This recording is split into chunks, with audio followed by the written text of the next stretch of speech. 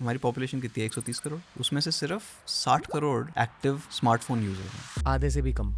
आधे से भी कम। आई फील कि टेक की दुनिया पूरी तरह से बदल रही है। क्या आप लोग भी Indian YouTube channels related to tech consume करते हो? काफ़ी ज़्यादा, हद से ज़्यादा हो जाता है। वो भी एक सोर्स है हमारा फीडबैक लेने के लिए।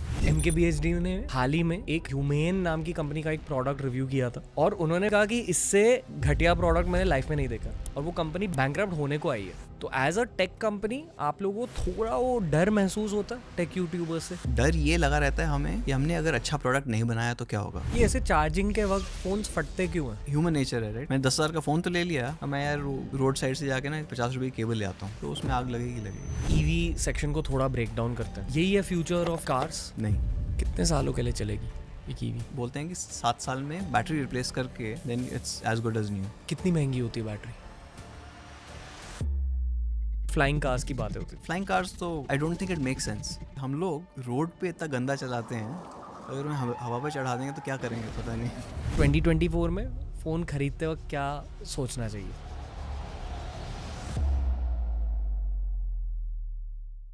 दोस्तों, आज का पॉडकास्ट एक टेक पर्सपेक्टिव से बहुत ज़्यादा इंटरेस्टिंग है।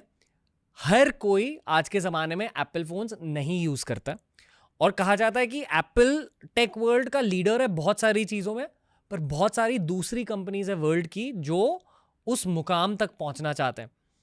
इनमें से एक कंपनी है Xiaomi, जिनके अंडर आती है Redmi और MI, और इनके प्रोडक्ट्स आपने देखे होंगे, इनके प्रोडक्ट्स आपने यूज़ करे होंगे।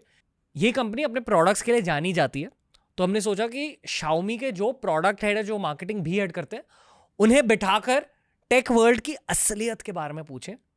टेक वर्नर, टेक्निकल गुरुजी, MKBHD भी मेंशन हुए आज के पॉडकास्ट में। अगर आप भी टेक एंथुजियास्ट हो या अगर आपको नियर फ्यूचर के बारे में जानना है कि कौन सी टेक्नोलॉजीज भारत में अब आने वाली है, कौन सी टेक्नोलॉजीज 10 सालों में आने वाली है, तो आपको ये वाला पॉडकास्ट बहुत ज़बरदस्त और प्रैक्टिकल लगेगा। बहुत एंटरटेनिंग पॉडकास्ट, एंटरटेनिंग कॉन्वर्सेशन रही मेरे लिए, एंड आई एम श्योर आप भी बहुत एंटरटेन हो जाओगे, क्योंकि आज के पॉडकास्ट पर आए हैं Anuj Sharma of Xiaomi। Enjoy the episode. बहुत ज़बरदस्त टेक स्पेशल है TRS पर।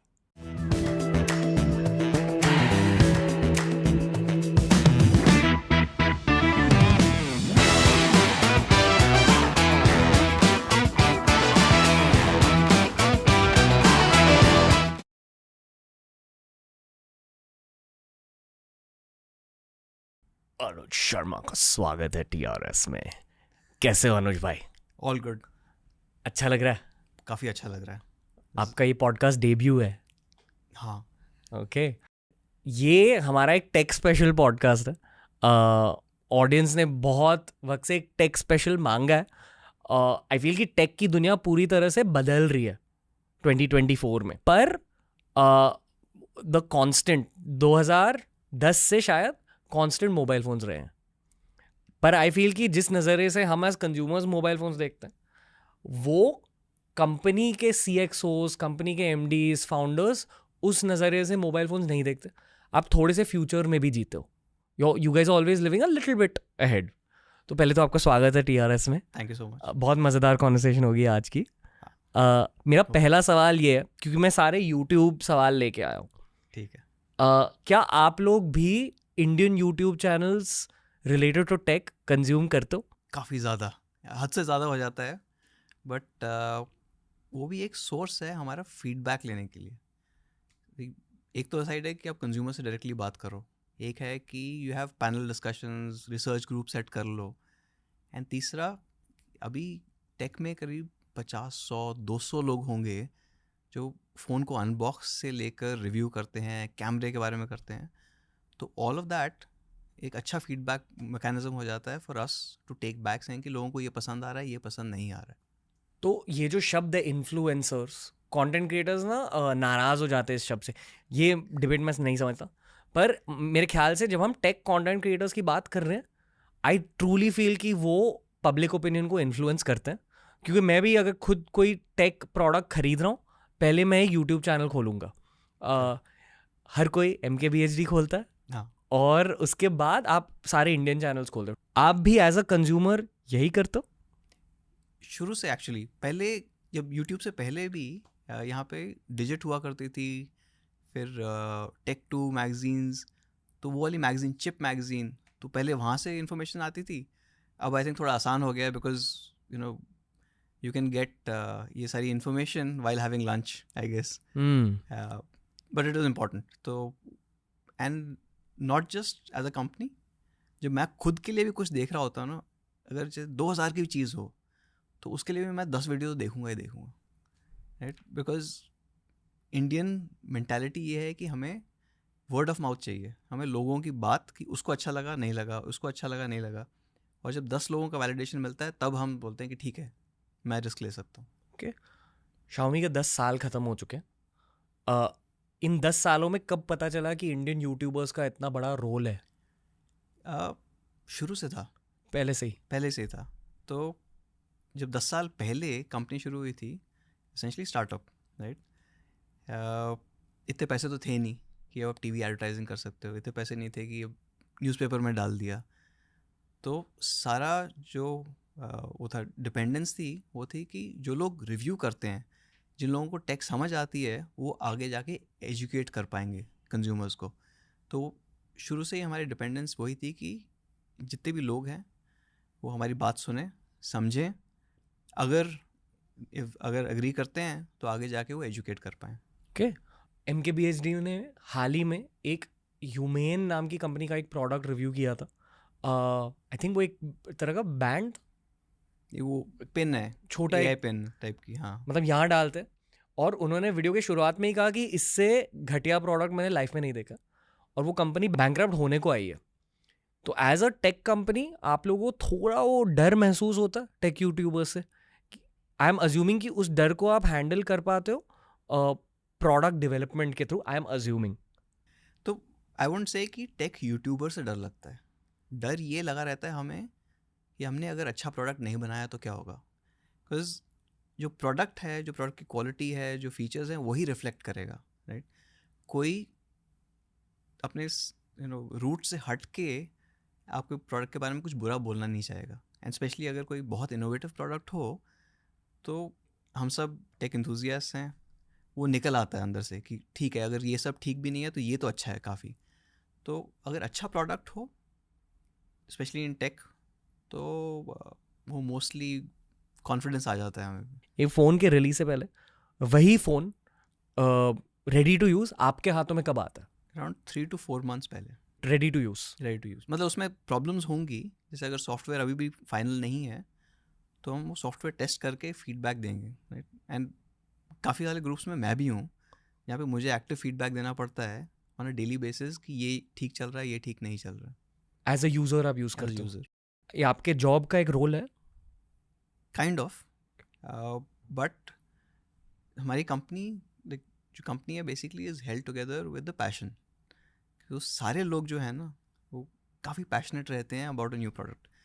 तो जैसे ही जिस दिन ऑफिस में नया प्रोडक्ट आता है टेस्टिंग के लिए, you can feel the energy change, right. वो थोड़ी सी जो हल्ला बढ़ जाता है, पीपल आर एक्साइटेड, दिखा ये वाला कलर, दिखा वो वाला कलर, दिखा, which is a good sign कि if you are excited about the product and if you are excited कि मुझे वो वाला प्रोडक्ट ही यूज़ करना है, even if it is not 100% ready, if it is 90% ready, मैं फीडबैक दूंगा, विच बेसिकली मीन्स कि इफ़ यू आर एक्साइटेड, आपके कंज्यूमर्स भी बाद में एक्साइटेड होंगे उसके बारे में. ओके, ये भी एक इंटरनेट नैरेटिव है, ठीक है, भारत को लेकर.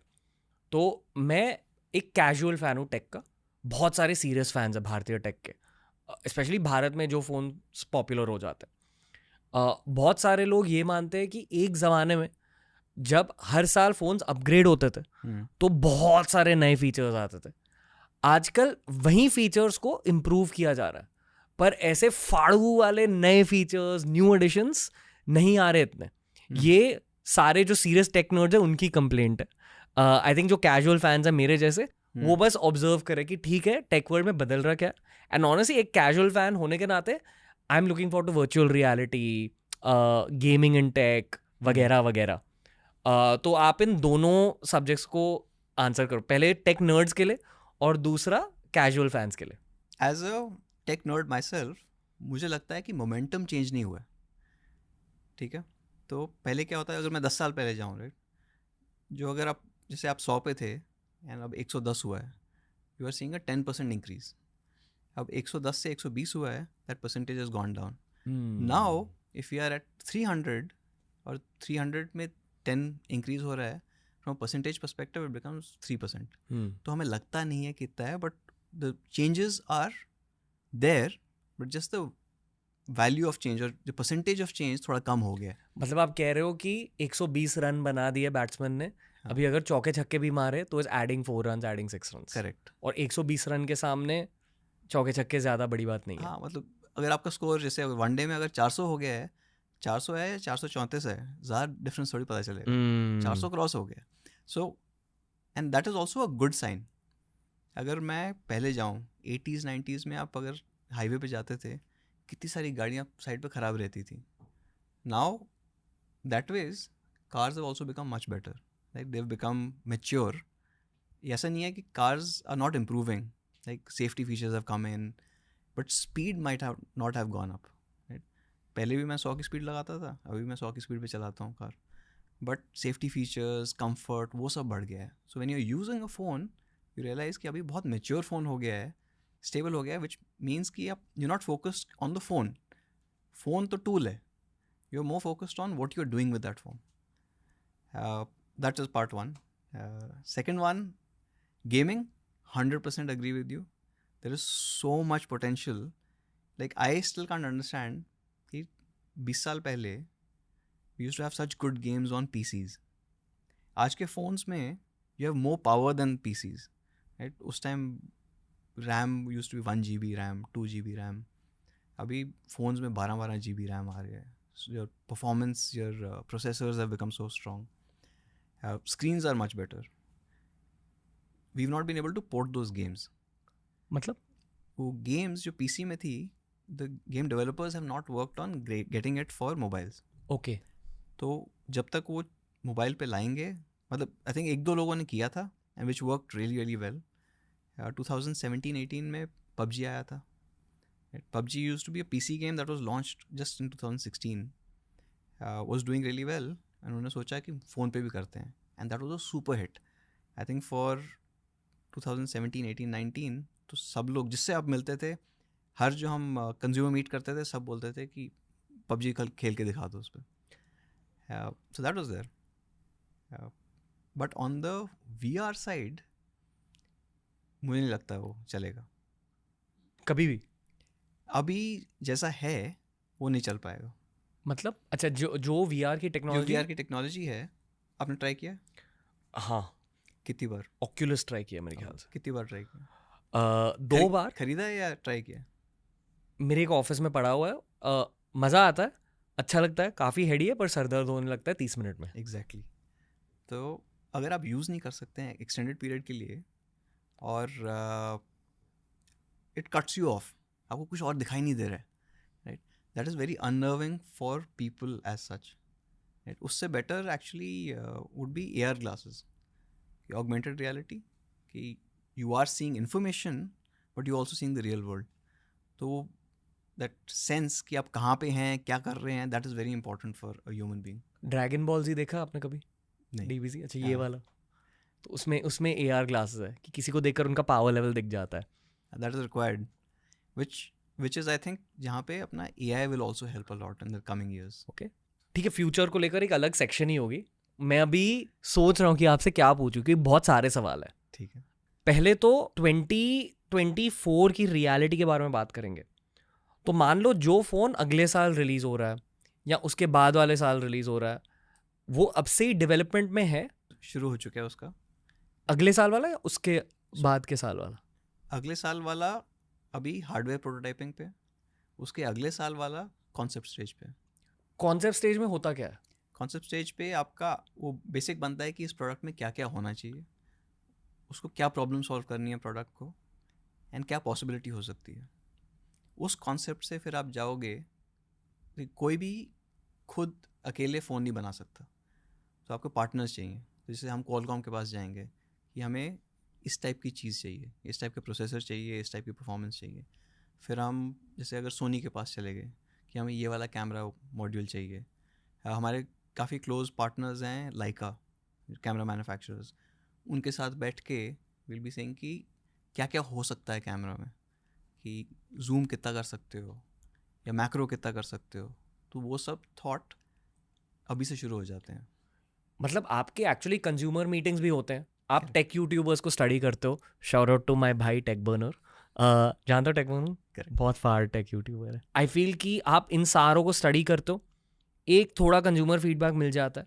Correct. बेसिकली यहाँ आप कल्चर को स्टडी कर रहे हो, पता चल रहा है कि कंज्यूमर को चाहिए क्या। उस डेटा को लेकर आप अपने इंजीनियर्स के पास जाते हो, प्रोडक्ट इंजीनियर्स, और उन्हें बताते हैं। Correct. शायद वो concept designers, product engineers develop करते हैं कि ठीक है कल्चर यहाँ जा रहा है, तो अगले साल इस तरह का प्रोडक्ट ज्यादा बिकेगा। यही लॉजिक। Exactly. कि क्या चेंज करना चाहिए। अभी हमारे पोर्टफोलियो में अराउंड 6 या 7 फ़ोन्स हैं, तो हर प्राइस सेगमेंट में लोग चेंज हो जाते हैं।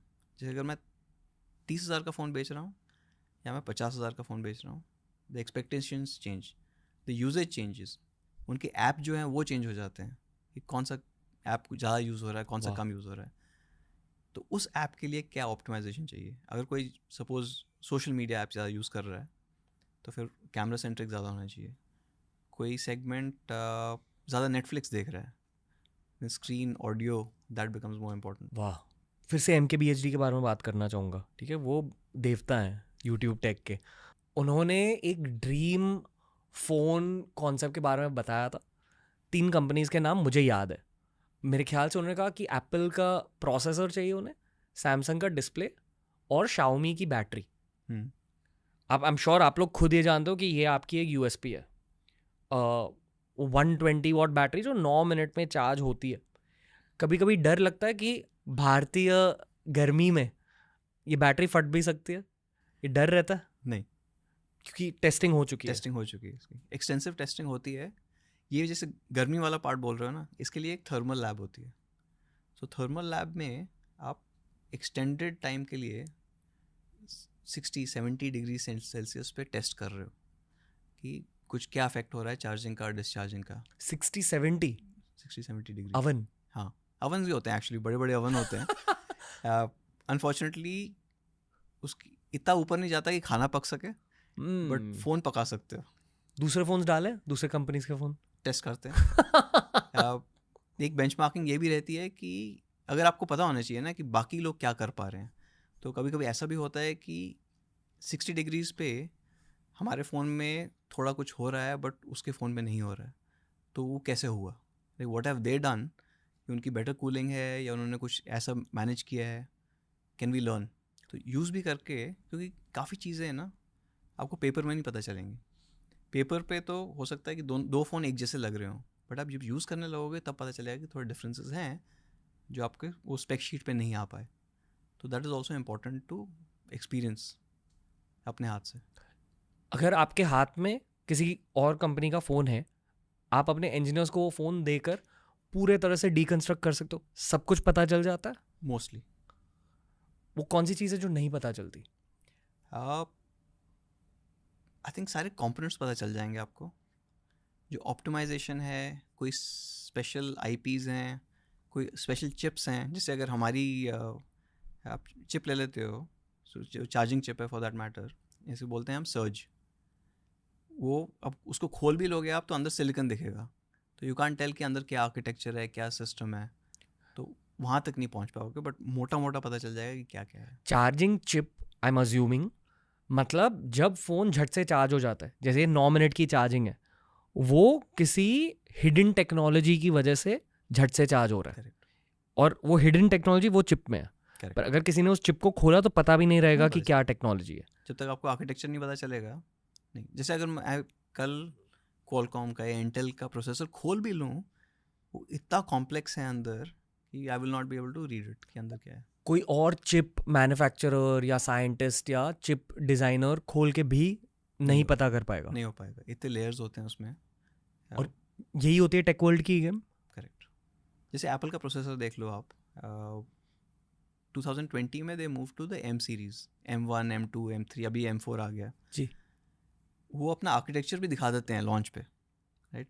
पूरे लॉन्च पे कितने लाखों लोग देख रहे हैं उनका लॉन्च, उन्होंने आर्किटेक्चर दिखाया कि हमने ये किया है, फिर भी आप उसको नहीं कर सकते कॉपी, काफ़ी कॉम्प्लेक्स रहता है। Okay, I am also assuming कि बैक एंड में एक टेक कंपनी के लिए यही सबसे बड़ी गेम रहती है कि नई टेक्नोलॉजीज बनाओ. करेक्ट. आप अपने साइंटिस्ट को, अपने इंजीनियर्स को इसी के लिए पे कर रहे हो. आप टेक्नोलॉजी कंपनी हो और if you don't own your own technology तो फिर तो कोई और भी कर सकता है ना. आपके पास वो क्या है, प्रोटेक्शन क्या है, आपके पास मोड क्या है. ओके, इट्स नॉट लाइक 10 अलग जगहों से 10 अलग टेक्नोलॉजी उठा ली, एक कुछ चीज़ कंस्ट्रक्ट कर ली और फिर बेच दिया. उसमें आपकी कॉम्पिटिटिव एडवांटेज नहीं रहेगी.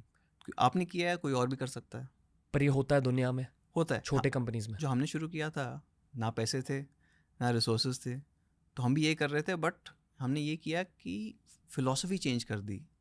तब तक क्या था कि जो आपको फ़ोन मिलता था उसके मार्जिन्स व ह्यूज, 20-30-40% मार्जिन बनाते थे लोग. ये कंपनी शुरू हुई थी out of a pain point कि फ़ोन ज़्यादा महंगे हो गए हैं. टेक्नोलॉजी एक्सेस कि सब लोगों के पास वो टेक्नोलॉजी नहीं रही तो सोसाइटी में गैप हो जाएगा. राइट. क्योंकि आप अगर पिछले 10 साल देख लो, आप जो सब कुछ हो रहा है, राइट, हम बैठे बैठे जॉब की एप्लीकेशन कर सकते हैं, बैठे बैठे रिसर्च कर सकते हैं, स्कूल का होमवर्क करना है. वैसे अगर फ़ोन्स नहीं होते तो पैंडेमिक में क्या होता, I can't even imagine. Right. हमारा सारा एजुकेशन वर्क चलता रहा. उस टाइम क्या हो रहा था, दिस इज़ 2010, कि फ़ोन्स आ रहे थे बट वो महंगे थे.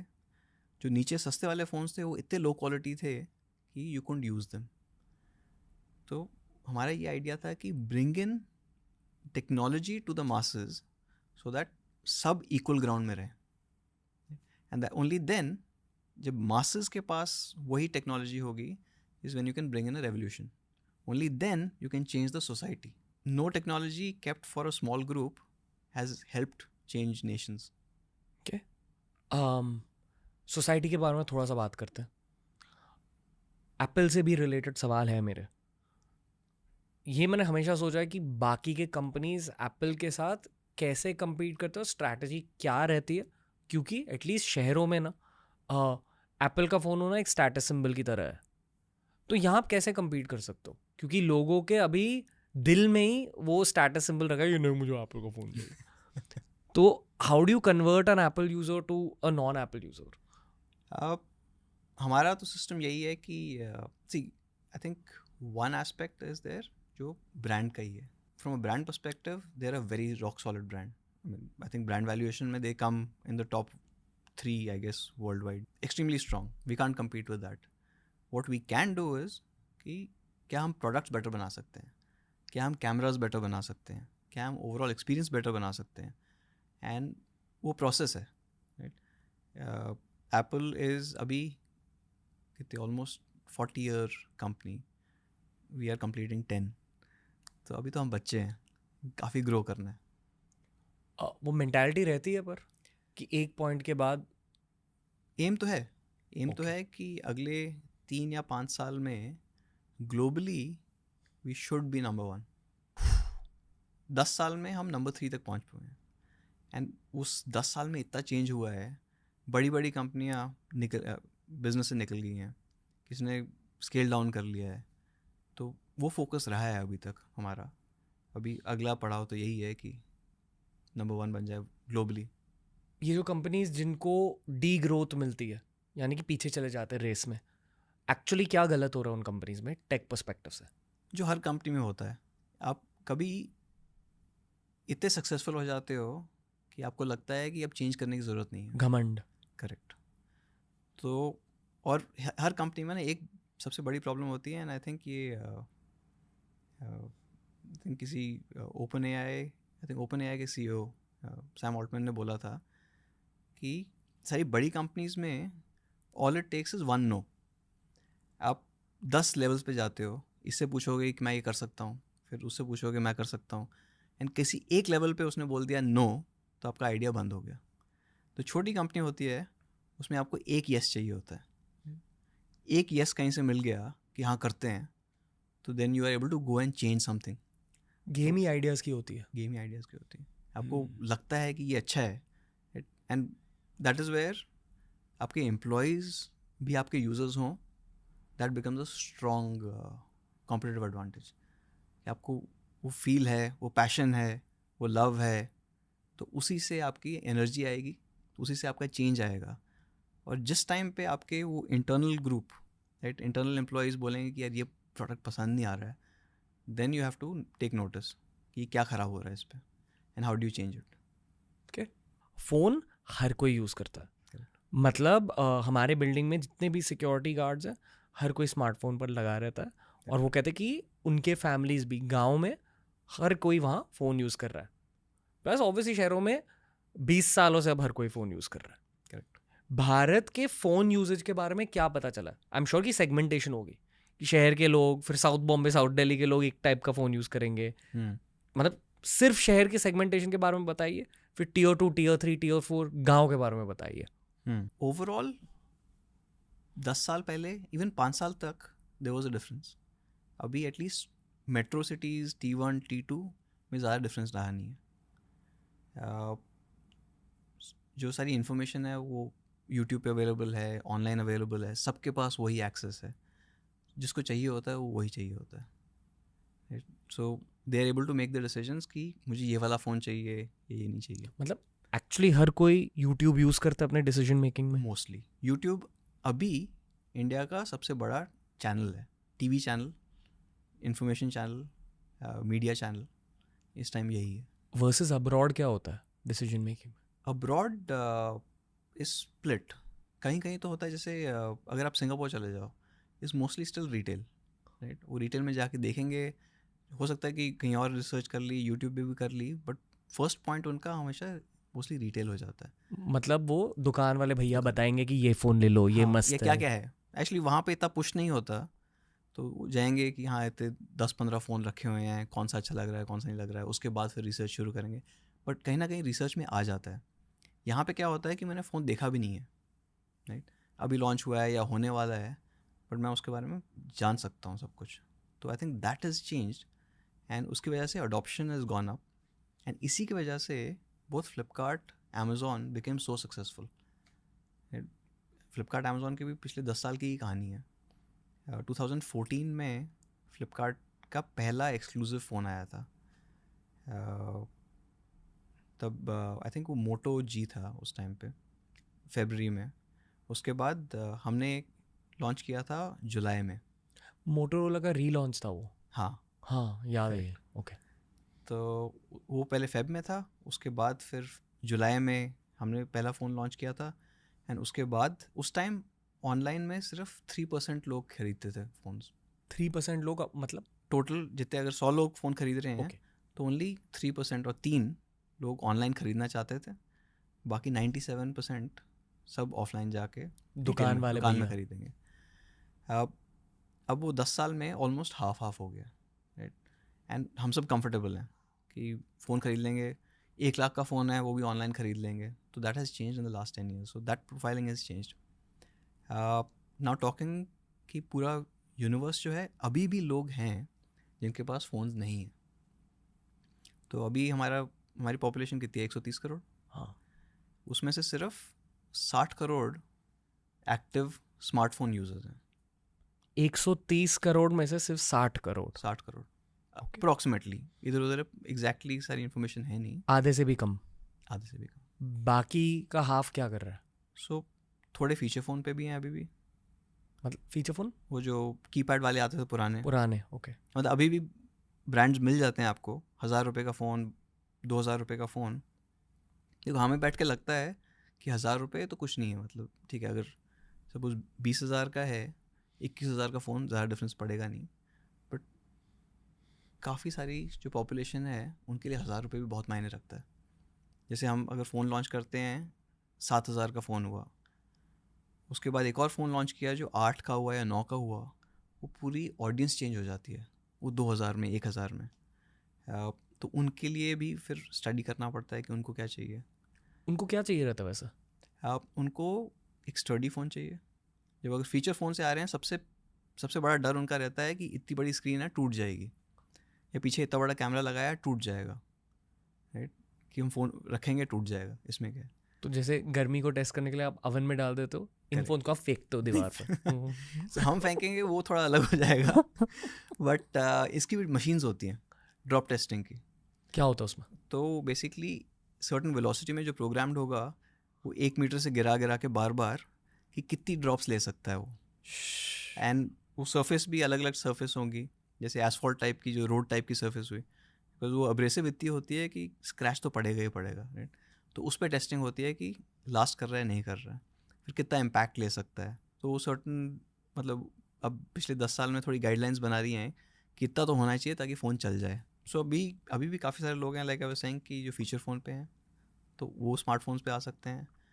कुछ लोग हैं जो स्मार्टफोन्स ले तो रहे हैं बट वो सेकंड हैंड फ़ोन्स ले रहे हैं, तो वो सेकंड हैंड वाली मार्केट भी काफ़ी, ये भी आई थिंक लास्ट 3-4 ईयर्स में ही आई है कि पुराना फ़ोन ले लूँगा चल जाएगा काम, मुझे फुल प्राइस नहीं देना। सेकेंड हैंड मार्केट मतलब जो रिटेल शॉप्स बायबैक क्लॉज रखते हैं, करेक्ट। फिर उस बायबैक क्लॉज में से थोड़ा कट आपका भी रहता है, as in when the second hand phone is sold? नहीं, हमारा कुछ नहीं है उसमें, वो सिर्फ रिटेलर्स वो का होता है? रिटेलर्स का ही है। ओके। तो हमारे पास वो पूरी इन्फॉर्मेशन भी नहीं है, वो काफ़ी वो है, अनऑर्गेनाइज सेक्टर है, कितना बिक रहा है कितना नहीं है, और हम ट्रैक भी नहीं करते हैं कि कहाँ है फ़ोन क्या है। पर उसमें आपका क्या फ़ायदा रहता है? हमारा कोई फ़ायदा नहीं है उसमें, बट ओवरऑल यूजेज ज़्यादा है हो रही है। जिसको 10,000 का फ़ोन नहीं ख़रीदना है उसको वो 10,000 का फ़ोन 2 साल के बाद 5 या 6,000 में मिल रहा है, तो ही इज़ हैप्पी। तो वो भी थोड़ी सी माइग्रेशन में हेल्प कर रही है कि फ़ीचर फ़ोन से जो स्मार्टफोन में जा रहे हैं। Okay. और शायद मतलब 5-10 साल के बाद पैसों को इकट्ठा करके वो एक्चुअली फर्स्ट हैंड बायर बन जाए। होता है, जैसे अगर मोस्टली अगर कॉलेज में अगर किसी ने बाइक ख़रीदी होगी तो सेकंड हैंड बाइक ले ली होगी, राइट। उसके बाद जब काम करने लगेगा तो वो अपनी खुद की बाइक ले लेगा, उसके बाद कार ले लेगा, नॉर्मली वैसे ही रहता है। तो इसमें भी फ़ोन्स में भी होगा। यहाँ शायद ब्रांड बिल्डिंग में आपको हेल्प हो रही है हो कि रही है। कोई सेकंड हैंड में अगर आपके ब्रांड का फ़ोन खरीदा है तो एक वो यूज़र ट्रस्ट बन जाता है कि नहीं यार, इस फ़ोन को यूज़ करके मेरे को मज़ा आया था। करेक्ट। तो देन नेक्स्ट टाइम दिल by the first hand. It helps. पर ये आप कॉन्शियसली सोचते हो ऐसे? अब तो जब ड्यूरेबिलिटी की टेस्ट कर रहे हैं तो ये सोचना पड़ता है कि जैसे आपने अब 3 बार वॉल पे फेंका उसके बाद you sold it to somebody else, या रिटेलर के पास गए थे, रिटेलर ने किसी उसने 3 बार और फेंका, is your phone lasting that long? Is your phone built to last for 3 years 4 years 5 years? And उसकी फिर टेस्टिंग करनी पड़ती है कि इट लास्ट दैट लॉन्ग। जो top of the line phones होते हैं आपके ही कंपनी के, उनको भी वॉल पर फेंका जाता है? हाँ, उनकी भी टेस्टिंग होती है, बट एक चीज़ है जिसे काफ़ी पहले सारे ब्रांड्स अलग अलग टेस्टिंग करते थे। जो महंगा वाला फ़ोन है उसका ज़्यादा टेस्ट हो रहा है, जो सस्ता वाला फ़ोन है उसका कम टेस्ट हो रहा है, बिकॉज टेस्टिंग के भी पैसे लगते हैं, आपको मशीनरी चाहिए, ये चाहिए, टाइम चाहिए। हमारी ये पॉलिसी है कि सारे phones, right, I think range हमारी शुरू होती है करीब 8,000 से एंड जाती है 1 लाख तक की। सब phones are tested to the same limit ताकि वो एक्सपीरियंस कॉमन रहे। ऐसा थोड़ी है कि अगर जिसने 10,000 का फ़ोन लिया उसके लिए 10,000 भी बहुत ज़्यादा होते हैं, right. Mostly as human nature, as Indians, हम थोड़ा सा स्ट्रेच करके ले लेते हैं कि 9,000 का बजट है 10,000 का ले लूँगा, 15,000 का बजट है देखूँगा इस 16, 17, 20 तक कुछ मिल सकता है।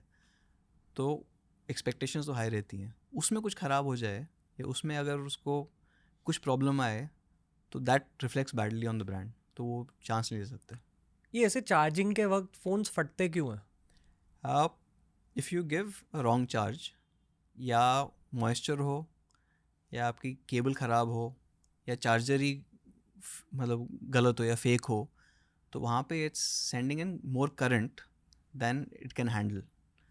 तो वो अगर हैंडल नहीं कर पाएगा तो वो गर्म हो जाएगा बहुत क्विकली, एंड वो केमिकल्स हैं तो वो फटते नहीं है एक्चुअली, उसमें वो बर्न आ जाएगा, तो जो एक्सप्लोजन नहीं होता कभी। मतलब टेम्परेचर इतना बढ़ रहा है कि आग लग जाएगी? करेक्ट, वो तो केमिकल रिएक्शन आपका इतनी जल्दी होता है कि वो जो भी केमिकल रिएक्शन होगा उसमें हमेशा हीट रिलीज़ होती है।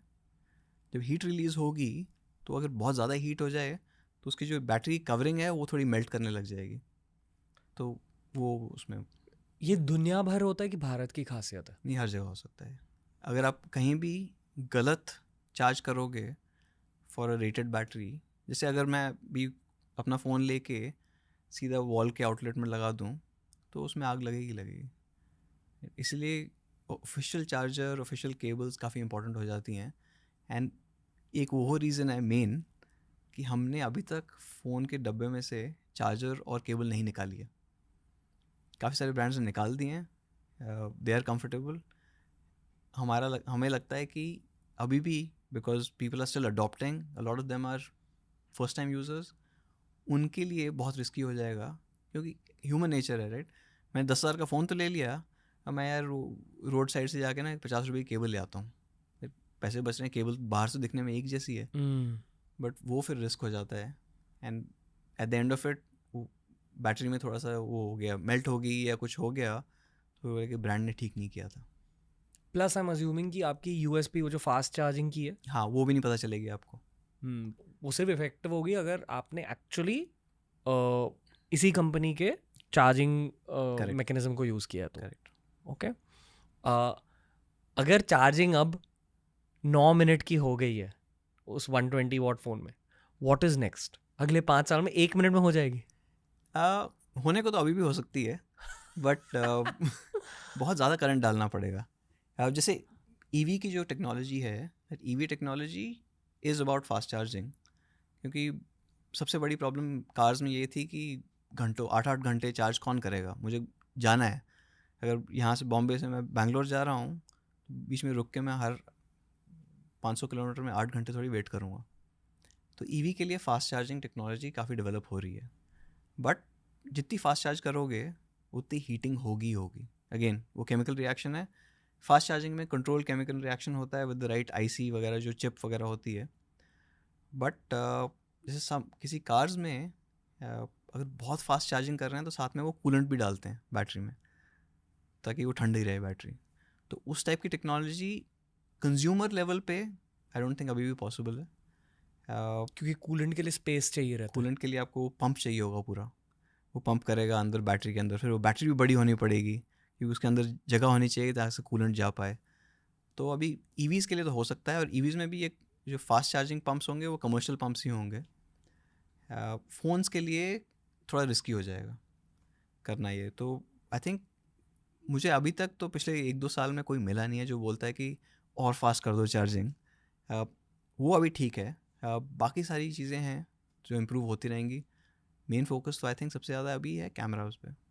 कैमरास सोशल मीडिया की वजह से, सोशल मीडिया की वजह से, शेयरिंग की वजह से, जो हम मेमोरीज क्रिएट करते हैं उसके लिए, शो ऑफ करने के लिए थोड़ा बहुत भी। हाँ, शो ऑफ भी कर सकते हैं, खुद के लिए भी कर सकते हैं।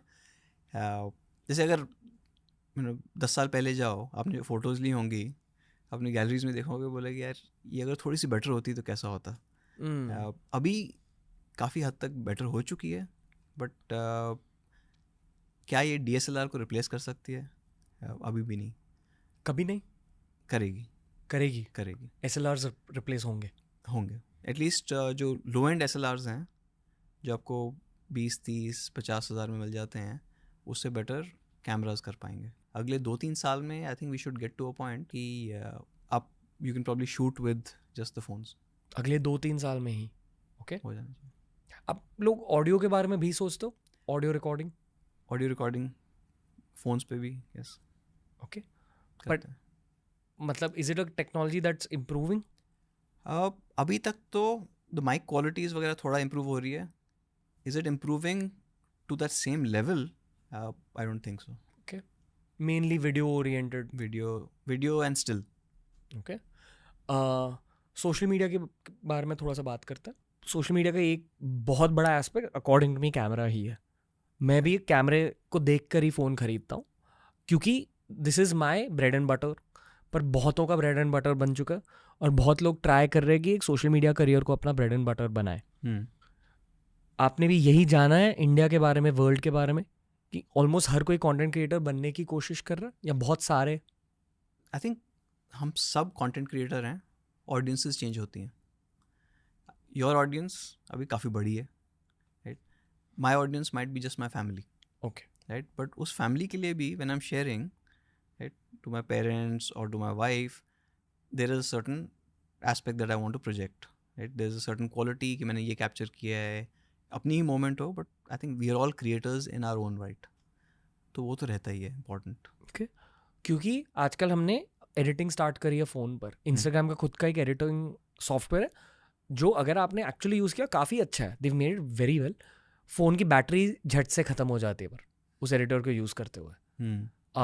आई फील कि ये नेक्स्ट डोमेन ऑफ इम्प्रूवमेंट है। नहीं तो I think editing is already there. Editing is there, आपके टेलीप्रॉम्प्टर्स हैं फ़ोन में, या आप व्लॉग कर रहे हो फ्रंट कैमरा से, तो साथ में आपकी स्क्रिप्ट भी चल रही है, तो वो सब आ रहा है आस्ते आस्ते. Again one singular tool which you will be able to take हर जगह. आप बीच पे होगे तो वाटरप्रूफ फ़ोन है, आप कैमरा नहीं ले जा पाओगे वहाँ पे. आप माउंटेन्स में हो, ट्रैकिंग कर रहे हो, इतना भारी सामान कहाँ से लेके जाओगे, बट कैमरा है आपके पास.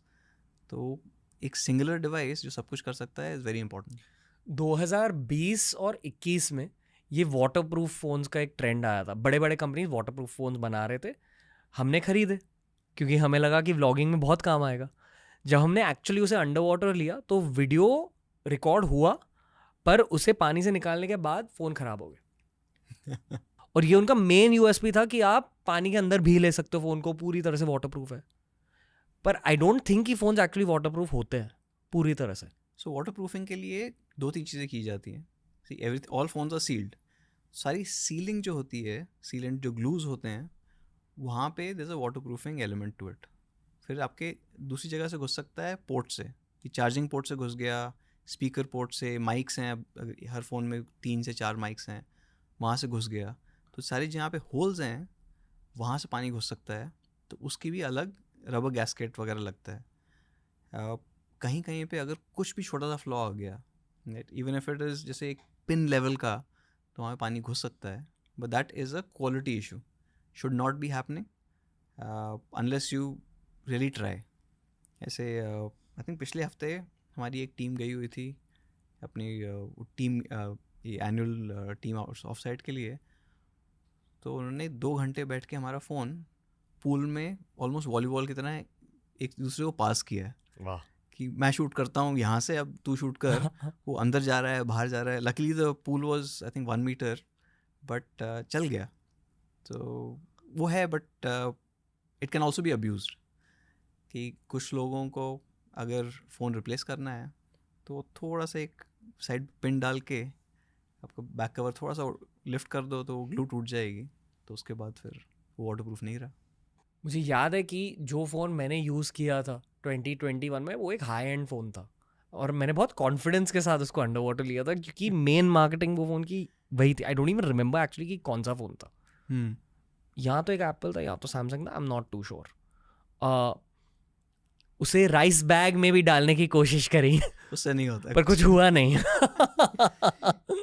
एक्चुअली हाँ, that is a little tough. एक बार पानी घुस गया अंदर एंड अगर आपका फ़ोन ऑन है तो उसको रिकवर करना थोड़ा मुश्किल है. आज के ज़माने के फ़ोन्स के साथ सबसे डेंजरस क्या चीज़ है? सबसे डेंजरस क्या चीज़? मतलब एक ज़माने में कहते थे कि जब आप खाना पका रहे होते हो किचन में मत लेके जाओ फ़ोन. नहीं, ऐसा कुछ नहीं है अभी तो. हर फ़ोन की टेस्टिंग होती है, इलेक्ट्रोमैग्नेटिक इंडक्शन एंड इंटरफेरेंस. तो even if you are a heart patient जिसके पास पेसमेकर है, आप तब भी फ़ोन यूज़ कर सकते हो, right. That is probably the maximum risk area. तो अब तो I mean these are tested to a level where कहीं इंटरफेरेंस नहीं होगी, कहीं कोई प्रॉब्लम नहीं होगी. वो लॉजिक क्या रहता था पेसमेकर्स को लेकर? पेसमेकर्स इलेक्ट्रॉनिक डिवाइस, जैसे पहले आपको दिस इज़ जब डेस्कटॉप्स हुआ करते थे और हमारे फीचर फ़ोन हुआ करते थे, आपने फ़ोन रखा हुआ है, डेस्कटॉप के वो स्पीकर्स पहले बजने लग जाते थे जब पता चल जाता है फ़ोन आने वाला है, वो टें टें टें टें टें करके, राइट. तो दैट रेडिएशन और that interference used to be there. अब वो टेक्नोलॉजी काफ़ी एडवांस हो गई है कि you will not be able to get that interference. Okay, but क्या हो सकता था? वर्स्ट केस सिनेरियो क्या था तब पेसमेकर को पेसमेकर लेकर? का आई डोंट थिंक कोई रिकॉर्डेड केस है, बट डॉक्टर्स को ये डर था कि अगर वो स्पीकर्स पे इंटरफेरेंस कर रहा है, यहाँ पे अगर आपकी पेसिंग थोड़ी सी ऑफ होगी, जैसे आपने पेसमेकर लगाया हुआ है which has to run at 72 beats per minute, वो 72 की जगह 80 हो गया या 60 हो गया, तो then it would have adverse effect. Okay, future के बारे में बात करनी है. ठीक. आपने ईवीज़ की बात करी थोड़ी सी. आई एम अज्यूमिंग कि जितने भी आज के रेलिवेंट सक्सेसफुल टेक कंपनीज है, हिस्ट्री को भी स्टडी करते होंगे. तो ये एक बहुत फेमस किस्सा है कि जब कोडैक कैमरास बनाते थे, उन्होंने अडेप्ट नहीं किया टू फ़ोन टेक्नोलॉजी और फिर वो कंपनी बैंकरप्ट हो गई. उसी तरह ब्लैकबेरी भी सेम. और ये बहुत फेमस टेक स्टोरीज है. I think Nokia, casual fans भी जानते हैं इन सारे टेक स्टोरीज को. तो ऑब्वियसली ब्रांड हेड्स इन सारे स्टोरीज को भी जानते होंगे. and they will ensure history doesn't repeat itself. But you never know. Usually history repeats itself. हाँ, लोग भूल जाते हैं, फिर वही वो घमंड आ जाता है.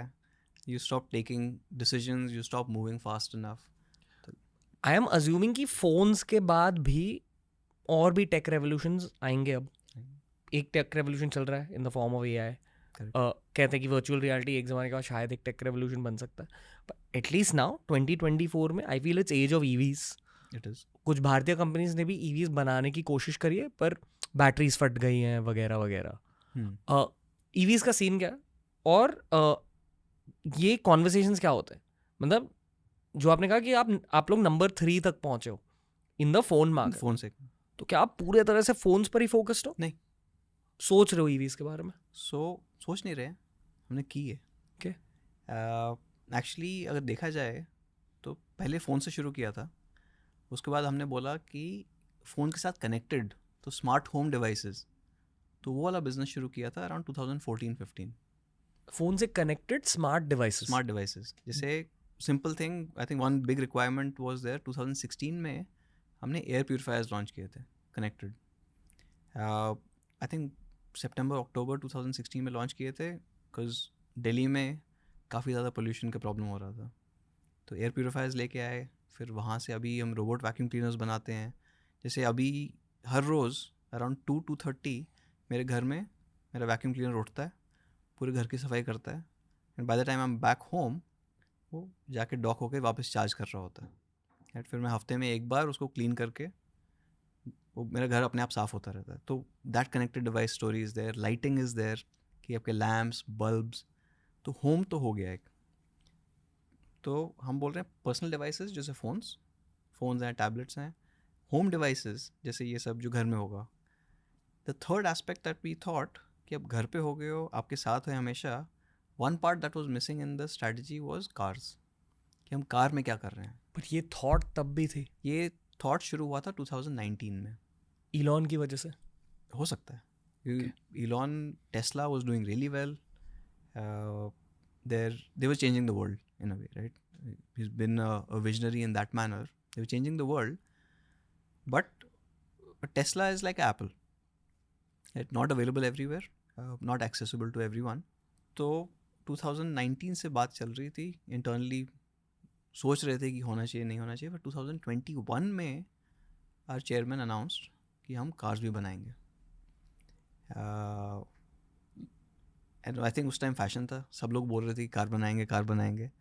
Apple was working on a car for 10 years. तो हमारा जो स्टॉक है टुक अ हिट. क्यों? बिकॉज कार बनाओगे, there is a lot of investment that goes into it. पैसा जाएगा आपका, और अभी तक कोई कंज्यूमर इलेक्ट्रॉनिक्स कंपनी कार बना नहीं पाई. तो the stock market, we are listed in Hong Kong, the stock market thought ये लोग पैसा डुबाएंगे, and hence shareholder value will also go down. Now, earlier this year, this is April first week, we delivered our first car. So consumers के पास पहुंच गई, which took less than 1,000 days. So 1,000 days from announcing कि हम car बनाएंगे to actually putting the entire factory together, all the designs, the software, connected systems, and delivering cars. April, May, we've already crossed 20,000 shipments. But right now it's just limited to one country. So, but I think that makes us the only consumer electronics company ever to also be able to do cars. Ever? कोई और नहीं कर पाया consumer electronics में. पर जो Xiaomi के founder थे, उनकी विजन क्या थी कंपनी को लेकर शुरुआत में? So शुरुआत में ये थी कि get technology to as many people as possible. Essentially, in 3 words, he said innovation for everyone. Okay. Not limited to phones. Not limited to phones. So कहीं भी हो सकता है. इस EV सेक्शन को थोड़ा ब्रेक डाउन करते हैं. पहले तो मैं ये पूछना चाहूँगा कि अगर एक पब्लिकली लिस्टेड टेक कंपनी का स्टॉक नीचे गिरा तो एक्चुअली टेक कंपनी पर क्या असर पड़ता है? Overall valuation we keep a check on. अगर बहुत नीचे गिर रहा है, दैट मीन्स कि your shareholders don't have enough faith in you, and that's why they're selling your share or their share in your company at a lower price than they bought it, right? Nobody wants to have that. अगर किसी ने आपको trust किया है that they've bought your company share, a part of it, that trust should not be broken. तो stock market का क्या लेना देना होता स्टॉक मार्केट इज आपके सारे investors are happy with the company and maybe you know if we need to raise another round है? or we need to Okay. go for extended share sale, there it might come useful. मतलब risk taking ability ज़्यादा हो जाती है अगर आपके stocks high है तो. Yes. ओके.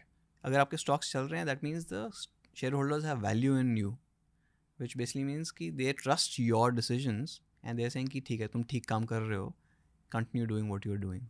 तो एक मैक्रो पर्सपेक्टिव से देखा जाए तो अभी फोन्स बहुत ज़्यादा बिक रहे हैं Xiaomi के दुनिया भर. Correct. वहाँ से बेसिकली कंपनी रन हो रही है, वहाँ के प्रॉफिट्स. उन्हीं प्रॉफिट्स को लेकर आपने ईवी के रिसर्च में डाल दिया. Correct. क्योंकि EV is the next revolution. Correct. EV होती क्या है ये भी बता दो थोड़ा सा. Electric vehicle. मतलब क्या, मतलब आज के गाड़ियाँ पेट्रोल डीजल की वजह से रन हो रही है. हाँ, EV is basically जितने भी आपके स्कूटर्स, बाइक्स, कार्स या एनी फॉर्म ऑफ ट्रांसपोर्ट जो अब आजकल लाइक यू वर सेइंग कि पेट्रोल या डीजल पे चल रही हैं या गैस पे चल रही हैं, वो अब इलेक्ट्रिक पे चलेंगी. मतलब आपको बैटरी होगी, बैटरी को आप चार्ज करो और बैटरी के चार्ज पे चलेंगी. ये बैटरीज चार्ज कैसे होती हैं? अब एक्सटर्नल करंट आपको किसी प्लग पॉइंट में डालना ही पड़ेगा. घर का प्लग पॉइंट नहीं चलता? चल सकता है, चल सकता है. स्लो चार्ज करेगा. कितना टाइम लगेगा? 8 घंटा. मतलब रात भर चार्जिंग के लिए रख दो. करेक्ट. कितना टाइम हो चुका है ईवीज के लॉन्च के बाद? अभी 2 महीने हुए. आपकी कंपनी भी सीख रही है अब? सीख रही है. मतलब अभी कांस्टेंट वो उसी लेवल पे है कि फीडबैक, ये पहली कार है राइट. क्या पसंद आ रहा है लोगों को, क्या पसंद नहीं आ रहा है. ऑब्वियसली जो सारा R&D में गया है is based on all the cars out there. थोड़ा बहुत अंडरस्टैंडिंग तो लेके गए हैं, थोड़े कार एक्सपर्ट्स भी हैं कि व्हाट डू पीपल लाइक. सो ऐसा नहीं है कि कुछ भी नहीं पता था ऐसे चलो कार बनाते हैं. बट उसमें भी कुछ जो फीचर्स हैं, कुछ जो एस्पेक्ट्स हैं वो सीखने वाले हैं. Can we talk little bit about Tesla? हाँ. मैं लाइफ में एक बार एक टेस्ला में बैठा हूँ 2018 में. आपको लगता है कि आप फ्यूचर में बैठे हुए हो. मतलब इंटीरियर्स में कुछ नहीं है. हाँ. एक व्हील है, एक स्क्रीन है, आपको एसी दिखाई भी नहीं देता. गाड़ी भी एकदम मिनिमल तरीके से बनाई गई है. पता नहीं अभी 6 साल हो चुके हैं, आई डोंट इवन नो कि अब नहीं. तो मॉडल 3 तो और भी बेयर बोन है. मॉडल 3 तो और भी एकदम मिनिमलिस्टिक है. Okay. जो आई है. यही है फ्यूचर ऑफ नहीं. कार्स? नहीं, ये उनकी डिज़ाइन है. ये उनका है, ये उनकी लैंग्वेज है. They want minimal aspect. हमारा थॉट थोड़ा अलग है. Basically how do you get electric car के benefits but the comfort of a luxury sedan और लग्जरी कार राइट. आप कार में बैठ रहे हो but you still want the bells and whistles. आपको पीछे भी, जैसे अगर पीछे लोग हैं उनके लिए भी स्क्रीन्स चाहिए, आपको अच्छा साउंड सिस्टम चाहिए, आपको कंफर्टेबल जगह चाहिए. अगर आप 8 घंटे 10 घंटे ड्राइव कर रहे हो तो you want that comfort. How do you take that comfort of your home and put it in the car. And the advantage that we have is कि we can have a connected system कि आप घर में गाना सुन रहे हो, वही गाना अब आपके साथ कार में चला गया राइट. आपके बच्चे सपोज कुछ देख रहे थे नेटफ्लिक्स पे, यूट्यूब पे, अमेजोन प्राइम पे, वो अब कार में भी देख सकते हैं. तो all that comfort of a home but now on wheels. Okay. India में ईवी कब आएगी? अभी पता नहीं है, आई विश आ जाए. पर चैलेंज क्या है भारत को लेकर? देखो अभी हमने शुरू की है, लाइक अभी तो 2 महीने हुए हैं. अभी अगर एक मार्केट को प्रॉपरली अंडरस्टैंड करके we get to a good enough point, only then we can think of expanding. अभी तो एक ही कंट्री में है. उस एक कंट्री में 2 महीने में 20,000 गाड़ियाँ बिक गई हैं already in customers' hands, and I think we have more than 1 lakh orders. So we need to understand one aspect and then slowly move. And compared to phones, इसकी टेस्टिंग भी थोड़ी मुश्किल है. अगर हम इंडिया में कार लाना चाहते हैं तो इसकी एक्सटेंसिव टेस्टिंग करनी पड़ेगी आपको. 1 साल 1.5 साल. अलग अलग टाइप के रोड्स हैं, अलग अलग टाइप के, लाइक फॉर एग्जांपल जो वेदर कंडीशंस हैं. अगर हम कश्मीर में चले गए तो वहाँ पे अलग कंडीशंस मिलेंगी. तो वो प्रॉपर टेस्टिंग करके तभी आप लॉन्च कर सकते हो. अगर कार में कुछ ख़राब हो जाए आपका, that can be fatal. Phone में कुछ ख़राब हो जाए तो आप सर्विस सेंटर जा सकते हो. So it becomes lot more critical. Unfortunately भारतीय लोग ईवीज के बारे में ये जानते हैं कि बैटरीज फट सकती हैं, क्योंकि एक दो जो कंपनीज ने ईवीज बनाई है यहाँ, द नैरेटिव इज दैट अरे बैटरी फट गई, फिर वो एक मीम आता है कि और खरीदो ईवीज. पर फिर से यहाँ बैटरीज क्यों फट रही है? I don't think it's it is a thermal issue. Okay. अगर आपके बैटरी में आग लगती है, and EVs essentially are bigger batteries. आप सोच रहे हो जैसे फ़ोन में तो छोटी सी बैटरी लगी है, अब वो कार चलानी है तो this are big batteries and they are tightly packed battery cells. जैसे this cells are not very different from अपने जो AA सेल टाइप की बैटरी होती है ना, उस टाइप के ही दिखते हैं, but they are well almost like soldered together in rows, put in a battery pack, right. और बहुत सारे होते हैं ये सब. अगर बहुत टाइटली पैक हो जाएं and they are not tested for Indian conditions, तो हो सकता है कि वो गर्मी से थोड़ा सा एक्सपैंड हो जाए. तो एक्सपेंशन के टाइम जैसे एक आई थिंक 2017 या 16 में एक फ़ोन की बैटरी में प्रॉब्लम आई थी बहुत पहले. तो उसमें भी यही प्रॉब्लम थी कि वो बैटरी थोड़ी सी भी अगर गर्म होकर एक्सपैंड होती है तो वो साइड से कट हो रही थी, उसमें फिर आग लग जाती थी. फोन्स एक्सपैंड होते थे ना, वो वो पीछे से अभी भी बल्ज हो जाता है ना कभी हाँ, कभी. फिर वो ये टेस्ट होता था टेबल पे रख के आप घुमा के देखो. हाँ कि अच्छा फोन फटने वाला है. कार के साथ तो ये नहीं कर सकते. कार के साथ नहीं कर सकते. तो हाँ, तो कार के लिए actually your safety also has to be that much, right. अब एक और चीज़ है, जैसे अब हीट की बात कर रहे हैं बैटरी में, बट अगर आपका अनफॉर्चुनेटली अगर एक्सीडेंट हो जाता है, accident is a massive external force जो आपको आके लग रही है वहाँ पे, तब क्या होगा बैटरी का? पता चला कि आप ये एयर बैग से तो बच गए, आपने 6 एयर बैग्स लगा दिए, 8 एयर बैग्स लगा दिए, आप बच गए, नीचे से अगर आग लग गई तो क्या होगा? तो all that has to be tested. मतलब आप लोगों को एक्सीडेंट्स के लिए प्लान करना पड़ता है. करना पड़ेगा. At 60 kilometres an hour, 80 kilometres an hour क्या होगा आपको? तो वहाँ कितने की बिक रही है ये गाड़ी? वहाँ पे है गाड़ी रफली equivalent of about 20 to 25 lakhs. 20 to 25 lakhs. Okay. Bharat में भी लोग खरीदेंगे? अगर वो वाली कार आ सकती है and if you are able to test it properly, बाकियों का पता नहीं, मैं तो खरीद लूँगा. भारतीय लोग कार खरीदते वक्त क्या देखते हैं? माइलेज? नहीं, इसमें रेंज होती है बेसिकली, और range anxiety is a very big thing. Range anxiety हाँ, मतलब अगर मेरी कार बोलती है कि मुझे 300 किलोमीटर चार्ज पे मिलेगा, एक चार्ज पे, और मुझे जाना है सपोज यहाँ से पुणे और पुणे से वापस आना है, मुझे डर लगा रहेगा, that anxiety will be there अंदर कि मैं वापस पहुँच पाऊँगा या मैं चार्ज पे लगा देता हूँ. जैसे पहले फ़ोन्स में होता था ना कि अब किसी से भी मिलते थे, जैसे कैफ़े में मिल रहे हैं, सबसे पहले उसने बैग रखा, अपना फ़ोन निकाला और चार्जर लेके चला गया, कहीं प्लग मिलेगा तो चार्ज पे लगा देता हूँ तब.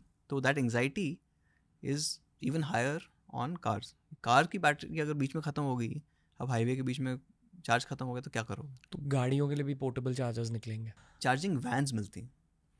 So these fast charging vans जो आपको जाके रेस्क्यू कर सकती हैं.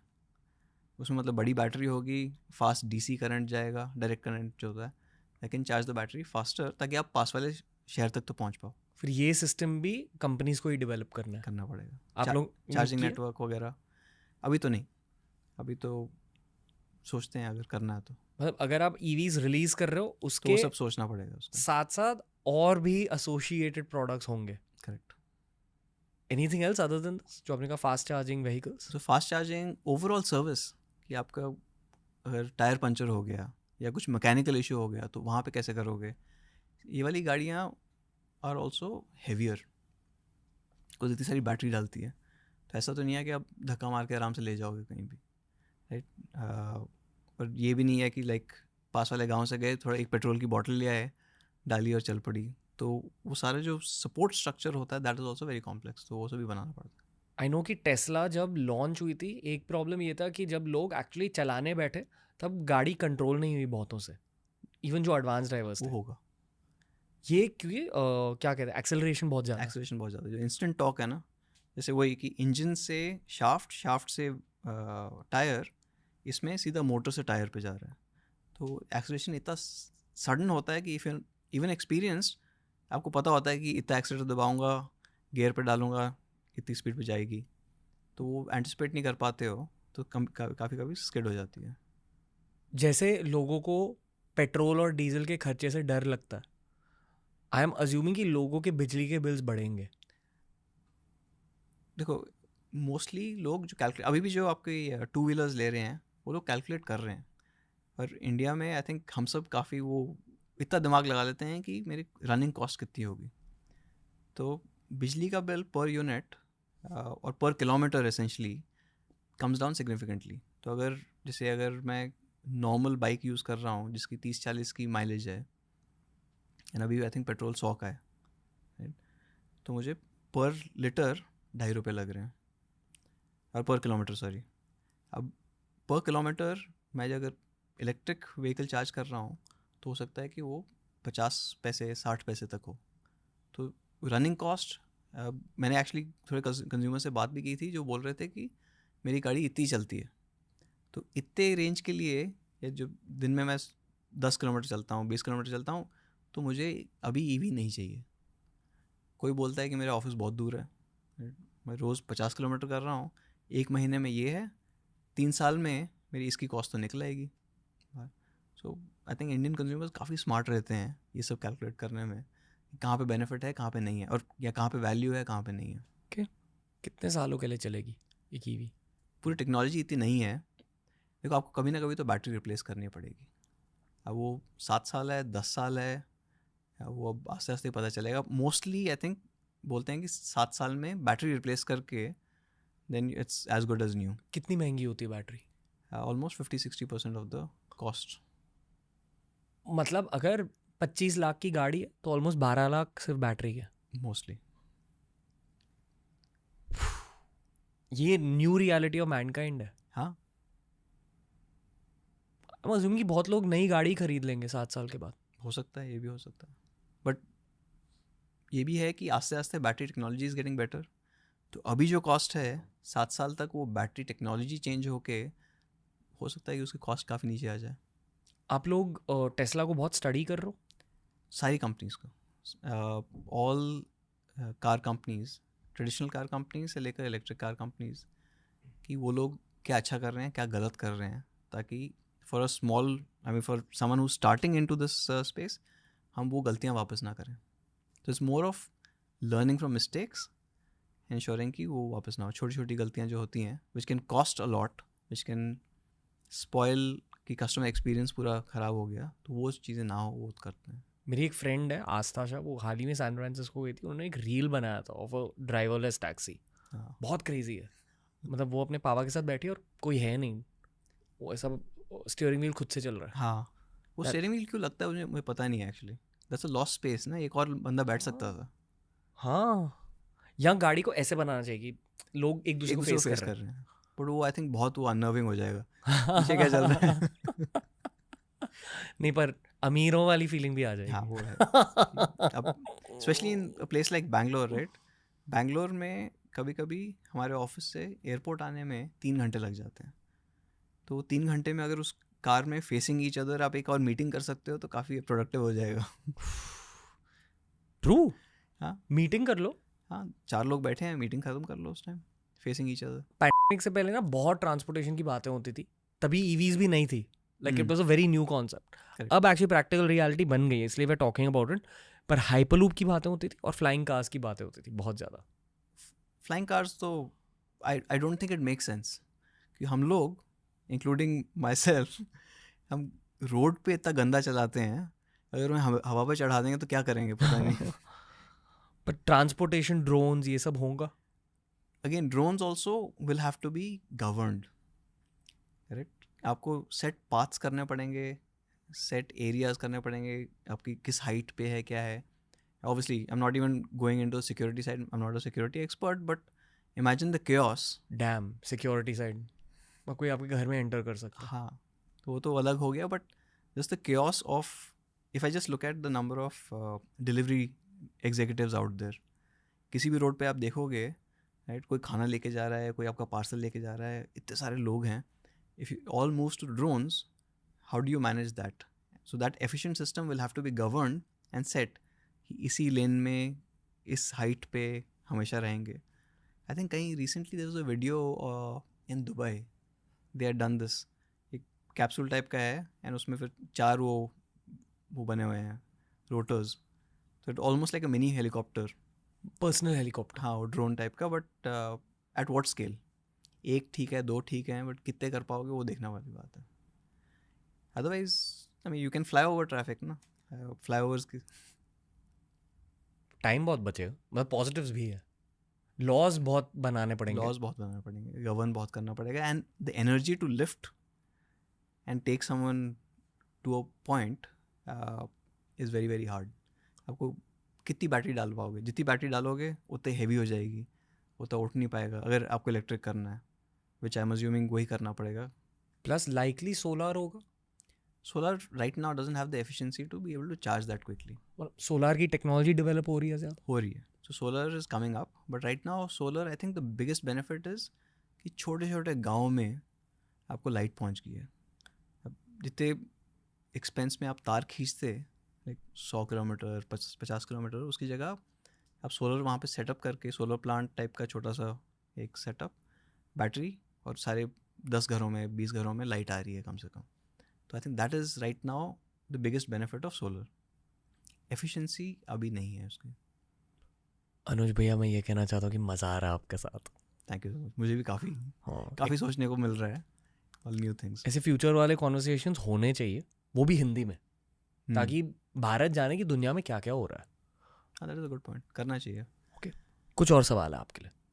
मतलब अगर मैं खुद के बारे में सोचूं या मेरे आसपास जो लोग हैं उनके बारे में सोचूं, हर कोई इलॉन मस्क को बहुत क्लोजली फॉलो कर रहा है उनके ट्विटर हैंडल के थ्रू, उनके एक्स हैंडल के थ्रू. X handle, correct. क्योंकि एक्चुअली जो दुनिया भर के टेक वर्ल्ड में बदलाव आ रहे हैं, he is one of the की गाइज इन्वॉल्व. मतलब उनके दिमाग से चीज़ें निकल रही और फिर टेक वर्ल्ड को बदल रही. तो क्या आप जैसे टेक कंपनीज भी उनको बहुत क्लोजली फॉलो करते हैं? करते हैं. जो भी उसने किया है, Elon, from PayPal days to SpaceX to Tesla, काफ़ी वाइल्ड थिंकिंग है, काफ़ी आउट देयर, जो normally you will not think. But उसके साथ ये हुआ है कि this entire space has become a little more, I guess, broad viewed, या थोड़ा और सोचने लग गए हैं, थोड़ा बड़ा सोचने लग गए हैं, which is actually a good sign for all the companies out there. I think even OpenAI, maybe he had a role to play in the beginning, right? And we see how it has changed in the last 1.5 years in terms of AI. Okay. आप products भी head कर रहे हो India में, Xiaomi के. AI की बातें होती है? AI की बातें हो रही हैं. क्या रोल है AI का, मतलब आपके हार्डवेयर प्रोडक्ट्स में? अभी AI का रोल मोस्टली सॉफ्टवेयर की साइड पे रहेगा, और कंज्यूमर को जो मिल रहा है वहाँ पे रहेगा. सबसे बड़ा इम्पैक्ट है आपके कैमराज एंड फोटोज़ पे, कि अब फ़ोटो में से किसी को हटा दिया, कुछ ऐड ऑन कर दिया. आई कैन हैव कि रणवीर की मुझे पोर्ट्रेट चाहिए on top of mount Everest, तो वो इंस्टेंटली क्रिएट होगी, रियलिस्टिक लुकिंग. तो एक तो वो है एस्पेक्ट है. द सेकेंड इज़ कि आपका सर्च चेंज हो रहा है.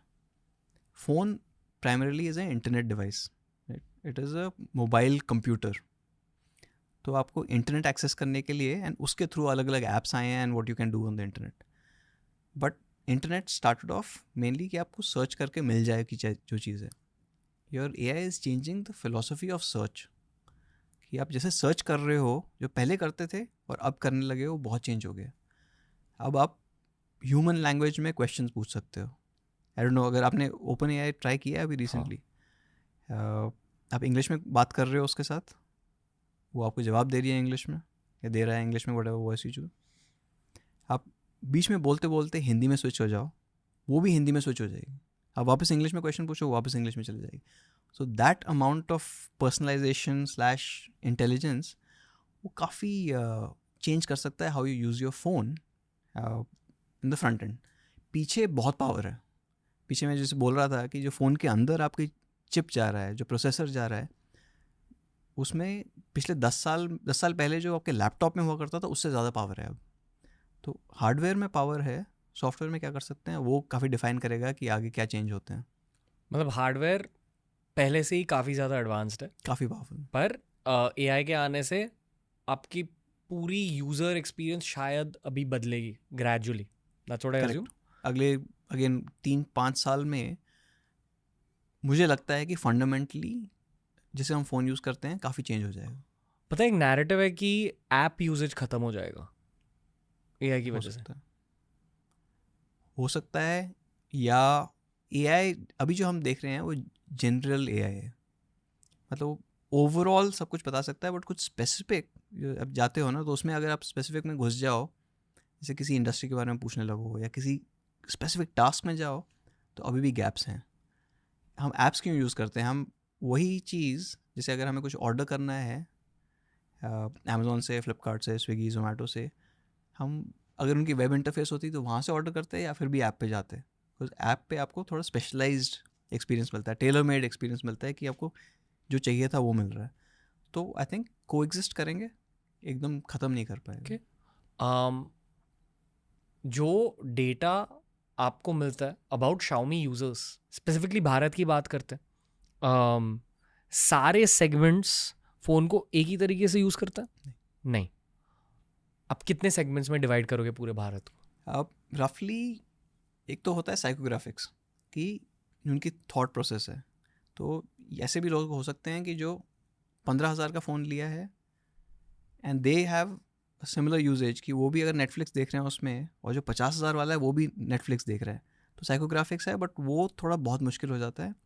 एंड मोस्टली हम सब अलग अलग इंडिविजुअल्स हैं, इफ़ यू स्टार्ट कंबाइनिंग वो बहुत मुश्किल है। The other aspect is you look at demographics. Demographics मतलब कि एज, लोकेशन और प्राइस पॉइंट, कि 10,000 से 15,000 रुपये लेने वाला फ़ोन 15 से 20, 20 से 25 ऐसे करके, तो उसमें वी स्टार्ट सीइंग डिफरेंसेस। कि जैसे जैसे जैसे ऊपर वाले उसमें जाते हैं, आपकी मीडिया कंजम्पशन बढ़ जाती है, आपकी कैमरा कंजम्पशन या कैमरा यूजेज ज़्यादा होती है, बट सोशल मीडिया यूजेज इतनी ज़्यादा ना हो। मतलब हाईएस्ट हाईएस्ट यूजर में वो सोशल मीडिया इतना नहीं यूज सोशल मीडिया में मैं व्हाट्सएप भी इंक्लूड कर रहा हूँ। Okay. WhatsApp is essentially a social tool now. हाँ, ये आप चैट कर रहे हो, बट 1-to-1 चैट कर रहे हो या 1-to ग्रुप चैट कर रहे हो। मतलब अकेलापन है ज़्यादा उस सेगमेंट के लोगों में। अब नहीं, आई थिंक हो खुद सकते हो खुद में रहना चाहते हैं। कि अच्छा जो ऊपर वाले सेगमेंट, हाँ। हो सकता है। या हाँ, ये भी हो सकता है कि मतलब वो कनेक्ट करना है तो हो सकता है कि फ़ोन पे कनेक्ट कर रहे हैं, बट ये सारा जो डेटा है हमें मिलता है पूछने से। तो अब ये प्रॉब्लम रहती है हर रिसर्च में कि जब आप किसी से पूछते हो तो जो आपको बताता है वो उस बेसिस पे बताएगा कि उसको क्या लगता है कि आपको क्या सुनना चाहिए, राइट? तो वैसे जवाब देगा। सो वो फंडामेंटल फ्लॉ रहता है हर रिसर्च में जो आप किसी से पूछोगे। उसका काउंटर हो सकता है कि आप ऑब्जर्व करो, but because of privacy concerns हम ऑब्जर्व तो कर नहीं सकते हैं कि क्या चल रहा है, कैसे एग्जैक्टली यूज़ हो रहा है। कॉमन चीज़ ये है कि हर किसी को अच्छा कैमरा चाहिए। सो वो तो चाहिए, हर एलिमेंट, हर सेगमेंट में कैमरा अच्छा होना ही चाहिए। फ़ोन हैंग नहीं होना चाहिए, स्मूथ चलना चाहिए। अब वो डिग्री चेंज होता रहेगा कि कितना स्मूथ है, क्या और मिल रहा है, बट मैं और जानना चाहूँगा इस सेगमेंटेशन के बारे में। तो आपने कहा कि कैमरा और फ़ोन ना हैंग हो, ये फीचर्स हर किसी को चाहिए। जो अमीर होते हैं बेसिकली वो सोशल मीडिया और व्हाट्सएप कम यूज़ कर रहे हैं थोड़ा सा। कंपैरेटिवली। ओके, ज़्यादा क्या यूज़ कर रहे हैं? मीडिया मतलब OTT प्लेटफॉर्म्स। यूट्यूब भी आ जाएगा उसमें। मतलब यूट्यूब आई डोंट नो अब सोशल मीडिया में लेंगे या नहीं, प्रॉब्ली मीडिया में लेंगे ना, तो यूट्यूब आ जाएगा वहाँ पे। यूट्यूब में अब वहाँ पे उस सेगमेंट में भी शॉर्ट्स ज़्यादा कंज्यूम करने लग गए हैं। वो आई थिंक वो इंस्टेंट डोपामिन हिट होता है 10-10 सेकंड का, तो लोग चेंज करते रहते हैं, बट वो आ रहा है वहाँ पे। बट माई पॉइंट इज वो जो अमीर सेगमेंट की बातें कर रहे थे, आई थिंक वो या तो एस्केपिज्म चाह रहे हैं उनके मीडिया के थ्रू, और उनको सोसाइटी की इतनी पड़ी नहीं है। पर जितनी ज़्यादा कम प्राइस की सेगमेंट हो जाए उतना ही ज़्यादा उन्हें सोसाइटी के बारे में जानना, दूसरों के बारे में जानना। The need to belong, you want to be a part of their society, you want to be part of your friends group, you want to be a bit more social, I guess. Okay, तो आप consciously इन दोनों segments के बारे में सोचते हो इन terms of product design? तो I am assuming कि अमीरों के सेगमेंट के लिए वो डिस्प्ले बिकम्स इम्पॉर्टेंट। उसमें साउंड कैसे आ रही है, उसकी सर्टिफिकेशंस, जैसे डिस्प्ले में भी अलग अलग सर्टिफिकेशंस हो सकती हैं कि आपको डॉल्बी विजन में कंटेंट मिल रहा है, नहीं मिल रहा है, because you want that full colour, और या HDR10 में मिल रहा है, या आपका साउंड कैसा आ रहा है। स्पीकर की सेपरेशन, कि अगर जैसे आप घर पे देख रहे हो and most of these people will have a good sound bar या समथिंग लाइक दैट, तो you get that sound separation कि लेफ्ट से क्या आ रहा है, राइट से क्या आ रहा है, तो वो सब फ़ोन में कैसे ला सकते हैं, वो चैलेंज रहता है, वो सोचना पड़ता है। एक और इंटरेस्टिंग चीज़ रहती है कि जो हायर सेगमेंट्स के लोग हैं जो खरीद रहे हैं उनको फास्ट चार्जिंग चाहिए, जो लोअर सेगमेंट के लोग हैं उनको बड़ी बैटरी चाहिए। एंड लॉजिक कुड बी कि जो ऑफिस में बैठे रहते हैं या घर पे बैठे रहते हैं, राइट, उनको चार्ज करके निकल जाना है, अगर वो हर 3-4 घंटे में कहीं ना कहीं वो प्लग पॉइंट पे हो भी सकते हैं, नॉर्मली शाम तक तो चल ही जाता है सारे फ़ोन। जो लोग वो हैं फीट ऑन स्ट्रीट बोलते हैं, जो बाहर निकल रहे हैं, जो घिसाई कर रहे हैं, जो टूर पे जा रहे हैं, बस पकड़ के रात को अगले दिन कहीं और गए, कुछ बिजनेस किया या कुछ सेल्स की या कहीं सर्विस के लिए गए, फिर वहाँ से वापस आए, उनके लिए हो सकता है कि इस पूरी जर्नी में कहीं चार्जिंग पॉइंट ही ना मिले, राइट। तो वहाँ पे वो बैटरी एंग्जाइटी नहीं चाहते हैं, वो चाहते हैं कि बैटरी 1-2-3 दिन अगर खिंच सकती है तो खिंच जाए। पोर्टेबल चार्जर्स भी ज़्यादा बिक रहे हैं अब थोड़े कम हो गए really comparatively. I think that market काफ़ी जल्दी ग्रो की थी टिल अबाउट 2019, 2020, 2021 में तो किसी को पोर्टेबल चार्जर चाहिए नहीं थे, सब घर पे बैठे हुए थे, अनलेस आपकी लाइट जा रही है। अभी थोड़ा सा स्लो चल रहा है पोर्टेबल चार्जर्स, बिकॉज अब फ़ोन्स इतने अच्छे हो गए हैं, बैटरी लाइफ ही इंक्रीज हो गई बैटरी लाइफ ही इंक्रीज़ होगी। कि पहले आपके जो इसे बोलते हैं स्क्रीन ऑन टाइम, कि आप कितनी देर स्क्रीन ऑन कर सकते हो यूज़ करते करते, जिसमें आपका फ़ोन 0 to 100 से 0 हो जाएगा वापस। तो स्क्रीन ऑन टाइम पहले 10 साल पहले 3 घंटे हुआ करता था, मतलब आप दिन में आपने 3 घंटे फ़ोन यूज़ कर लिया तो चांसेस है कि आपका फ़ोन डेड हो जाएगा। अब 7, 8, 10 घंटे तो मोस्टली सारे फ़ोन्स खींच लेते हैं। तो जब ऐसी बैटरी मिल रही है, अब दिन में कुछ ही लोग होंगे जो 10 घंटे से ज़्यादा यूज़ कर रहे हैं फ़ोन एक्टिवली, बाकी अगर यूज़ नहीं कर रहे हो तो बैटरी रहेगी वहाँ पे पीछे। यूजेज टाइम रफली सेम रहता है अलग सेगमेंट्स के लिए? मे बी नॉट, वहाँ पे भी थोड़ा डिफरेंस हो सकता है, but normal usage time is 4 से 6 घंटे। एज ग्रुप्स के अकॉर्डिंग शायद अलग होगा। हाँ, एज ग्रुप्स का होगा। आई थिंक जो जेनजी होगा वो तो I think they are born with this technology, उनका तो वही है, दैट्स द विंडो। अगर आई थिंक आपको भी कुछ फॉरवर्ड कर रहे होंगे या कुछ बताना होगा तो यहाँ से फॉरवर्ड कर देंगे आपको reel. I think generally speaking human perspective से ये आपके लिए थोड़ा काउंटर इंटुइटिव है, पर फ़ोन एडिक्शन भी बढ़ गई है दुनिया में। It is there, it is become a part of your personal self. हमारे internally what we call human side, तो हमारी जो लार्जर फोकस है human times car times home, कि इन तीनों सेगमेंट में व्हाट कैन वी डू कि आपकी लाइफ थोड़ी बेटर रहे। पता है 5 साल पहले ना अगर डिनर टेबल पर आप फ़ोन निकालते तो it would have been considered very rude. आजकल जब आप फ़ोन निकालते हो तो आपके आसपास के लोग भी निकाल लेते हैं। Everyone is waiting and this is something that I do. तो मेरी हफ्ते में 1-2 मीटिंग्स ऐसी होती हैं जिसमें phones and laptops are not allowed, तो सब फ़ोन्स बाहर रख के आओ and we will sit. And what I realised is जो 1 घंटे की मीटिंग है ना वो आधे घंटे में ख़त्म हो जाती है, बिकॉज 2 रीजंस, एक कोई फ़ोन देख नहीं रहा तो कोई डिस्ट्रैक्ट नहीं हो रहा, दूसरा everyone wants to go back to their phones, तो जल्दी मीटिंग ख़त्म करके पास आ जाते हैं। ह्यूमन बिहेवियर चेंज हो रहा है। हाँ, so that addiction is there, people want to see कि कुछ मिस तो नहीं हो गया, कुछ वो हो गया, but that connectivity is there. पता है एक नैरेटिव ये भी है ना कि फ़ोन एडिक्शन से आप बर्बाद हो जाओगे। मेरा ये मानना है कि सोसाइटी इस डायरेक्शन में जा रही है। It's fine. I mean that addiction can be so okay, too much of anything is not good. Your test is कि can you keep that thing aside for a couple of days and can you be okay. अगर छोड़ नहीं सकते तो that's obviously bad, but as a kid I remember I used to be stuck to the TV. या बहुत TV देखा है मैंने, तो but one day I just stopped, right. कुछ इंपॉर्टेंट आया था, मतलब as in I changed going to college और समथिंग लाइक दैट, मैं 3-4 साल तक टीवी नहीं देखा फिर। So if you can walk away from that thing then it is okay. I think कि एक इंसान के ह्यूमन रिलेशनशिप्स अफेक्ट हो सकते हैं फ़ोन एडिक्शन की वजह से, और वो एक पर्सनल कॉल रहती है। Correct. कि जब मैं फैमिली के साथ हूँ, लव्ड वंस के साथ हूँ, पुट द फोन अवे, दोस्तों के साथ हूँ।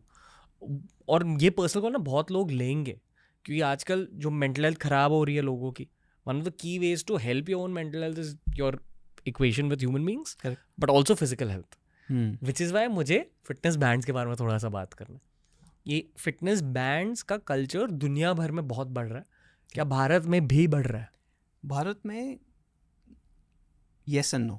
Fitness bands as a category, जैसे मैंने पहना हुआ ये वाला पतला, this came up, I think हमने लॉन्च किया था in 2015, did exceedingly well till about 2019. 2020 से एकदम डिप करने लग गया, एंड वहाँ से फिर चेंज हुआ to watches, so smart watches, so essentially bigger displays that can show you more information. तो इन अ वे छोटा phone but on your wrist. मतलब फिटनेस बैंड में सिर्फ आपके स्टेप्स और हार्ट हाँ, बीट और so वो सब? steps, हार्ट बीट्स वगैरह होते हैं. But one of the aspect is, ये आपकी सस्ती वाली स्मार्ट वॉचेस हैं, they are not very accurate. ये जो स्टेप्स हैं, अगर आपने 100 स्टेप्स लिए हैं तो हो सकता है वो 110 बोल रहा हो सकता है 90 बोल रहा हो. हार्ट रेट के लिए they are not very accurate. So if you are using that for exercise, you might not get the right value, and people are okay with that, which basically tells me that that band is more of an information display rather than tracking कि मैं कितना fit हूँ, show off के लिए? Show off के लिए. सो a lot of it is show. Sometimes it is कि जैसे बाइक पे हूँ तो I can take a call from here, something like that. But the fitness aspect of a fitness band or a watch, unfortunately India में अभी भी इतनी ज़्यादा नहीं हुई है, या एक बार बढ़ते बढ़ते फिर एकदम स्टॉल होगी, which is something that is important. But actually health की पड़ी नहीं है लोगों को, इतनी ज़्यादा नहीं है, दिखाना है कि भाई मैं भी फिट हूँ, मैं भी फिट हूँ. यही लॉजिक है. Which is probably true. कितने की आती है Apple watch? Apple watch I think is 35,000 starting. तो उसके नेक्स्ट रेंज में क्या आता है? उसके बाद there are some Android wear watches, I think Samsung की भी हैं, एक दो और ब्रांड्स की भी हैं, around 20,000 15,000. And then you get some decent watches all the way till about 10,000. I think we launched one or two watches at 5,000. The focus was कि कितनी accuracy आ सके. तो from a sensor cost perspective सब कुछ ऊपर चला जाता है. सबसे ज़्यादा जो बिकती है वो I think between 1,000 to 2,000 rupees. So that is the maximum. अगर आप आज Amazon पे जाके बेस्ट सेलर्स देखोगे तो स्मार्ट वॉचेस में सब उस प्राइस बैंड में है. They might not be the best trackers, they might not be the best in terms of experience also, but अभी लोग ले रहे हैं बिकॉज कुछ नया है. ये फ़ोन चेंज नहीं करना तो कम से कम यहाँ पे तो चेंज करके देख लें. क्या आपको लगता है analogue watches are going out of fashion? नहीं, वो रहेंगे. वो रहेंगे. Analogue watches, people who are wearing it for the fashion aspect of it, they will continue to wear it. I don't think there's anything that is the level of craftsmanship that you get with some of the analog watches. महंगी वाली. For me, because I'm more on the tech side, my watch has to be doing something. कि यार कुछ तो बता दे. So I have always struggled with analog watches. So I was like, बस time बचाएगी, time के साथ डेट भी पता चल जाएगी, ठीक है. कुछ बदला ये फिटनेस वॉच पहनने से? हाँ, a little bit, not as much as I would like. थोड़ा बहुत तो आइडिया हो जाता है. So at the end of the day, you get some shaming from your own watch कि आज इतने ही steps. I also have this एक Xiaomi का स्मार्ट स्केल था, तो उस पर बैठो, मैं उस पर खड़े हो जाओ तो आपको वेट तो दिखाएगा, साथ में आपका body fat percentage, other water level. So I call it the shaming scale. उसमें खड़े हो गए, वो आपको एसेंशली नंबर्स में गालियाँ देगा कि ये देख. Adulthood PT coach. हाँ. मोटे भाग. वो आई थिंक जो लोग बहुत ज़्यादा फिटनेस ओरिएंटेड होते हैं उनके लिए ये टूल्स बहुत ज़्यादा इफेक्टिव हो सकते हैं. It is. So it does help me कभी कभी. जैसे अगर बहुत बिजी टाइम चल रहा है and I have not been able to do any workout for a month, you go stand there, तो अंदर थोड़ी सी तो शर्म आ जाती है कि यार कुछ तो कर लेता हूँ. And that helps you remotivate yourself, saying कि जो शाम को कुछ करते हैं, कल सुबह कुछ करते हैं. So it is good to have. वही है ना कि if you can't measure it, you can't improve it. So these are all tools for measurement. मुझे याद है जब ये फिटनेस वॉचेस का कल्चर आया था, it was like a technology trend की यार ये new thing, new kid on the block है. उसी पर्सपेक्टिव से 2024 में ये टेक्नोलॉजी ट्रेंड क्या है? अभी कुछ ज़्यादा चेंज नहीं हुआ है. Some people are trying to do rings, fitness ring type की. आई डोंट नो, अभी आई थिंक बहुत अर्ली स्टेज है, कॉन्सेप्ट स्टेज है. Will it work, will it not work? But essentially people are trying new aspects. The watch shapes have changed slightly, कोई square हो गए हैं, कोई round हो गए हैं, but not too much has changed there. There's no new tech on the block. वहाँ पे कुछ disruption चाहिए. अभी बस shapes और sizes में ही difference आ रहा है. Last disruption generally speaking क्या थी tech trends में 2024 में? क्या, what is popping? I think smart home devices. कि how can you do your daily mundane tasks a little better? जैसे कि? I mean, I am a fan of my robot vacuum cleaner. Actually, robot vacuum cleaner जो था, that got me through the pandemic.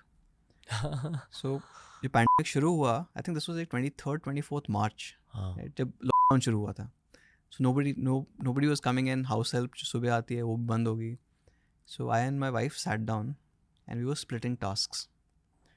So she was like, you will have to do a few things, I will do a few things. So I said, see, you like to cook, so you do all the cooking. मैं घर साफ कर दूँगा. So we came to this agreement and somehow I convinced her that this is 50-50 work. Kitchen का काम 50%, घर की सफाई पोछा वगैरह सब 50%.